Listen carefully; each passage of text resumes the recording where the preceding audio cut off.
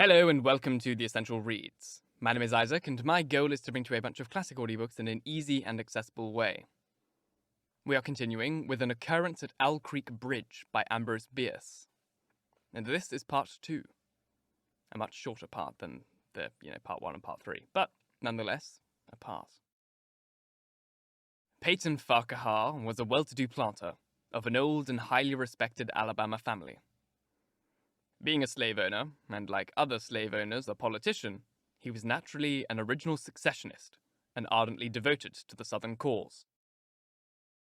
Circumstances of an imperious nature, which it is unnecessary to relate here, had prevented him from taking service with that gallant army which had fought the disastrous campaign ending with the fall of Corinth, and he chafed under the inglorious restraint, longing for the release of his energies, the larger life of a soldier, the opportunity for distinction. That opportunity, he felt, would come, as it comes to all in wartime. Meanwhile, he did what he could.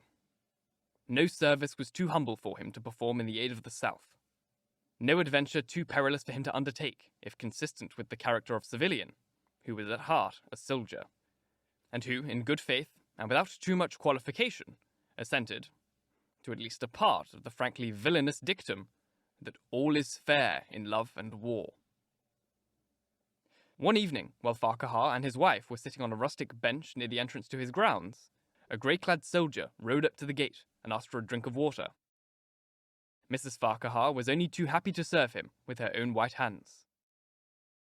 While she was fetching the water, her husband approached the dusty horseman and inquired eagerly for news from the front.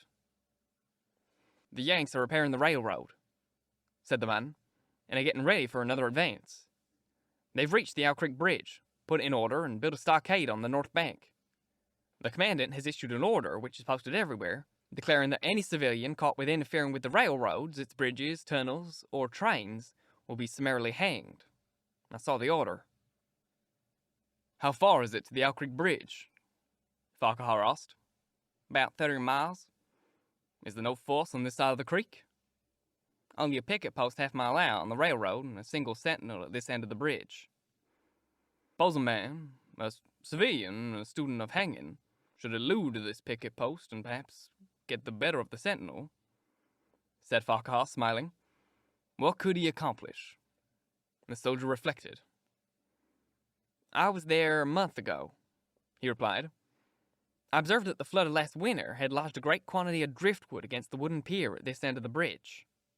It's now dry and would burn like tinder." The lady had now brought the water, which the soldier drank. He thanked her ceremoniously, bowed to her husband, and rode away. An hour later, after nightfall, he repassed the plantation, going northward in the direction from which he had come. He was a Federal scout. Thank you so very much for listening. If you enjoyed, please like, comment, share with that jazz, and if you really enjoyed, do subscribe, because there is one more part to come. A longer part, I can assure you of that. But these little parts every now and again allow me to get ahead on quite a lot of work, which is fantastic. Allows me not to feel stressed, which is very good. I hope you enjoyed. If you listen to the podcast, do all the podcasty things. If you're listening on YouTube, do the YouTubey things. There is a Ko-Fi link on screen, and also in the description notes. You can click on it and send some money my way to help improve this space if you really liked the show and you want to support it further in a more financial way. Once again, thank you very much for listening, and until next time, bye-bye.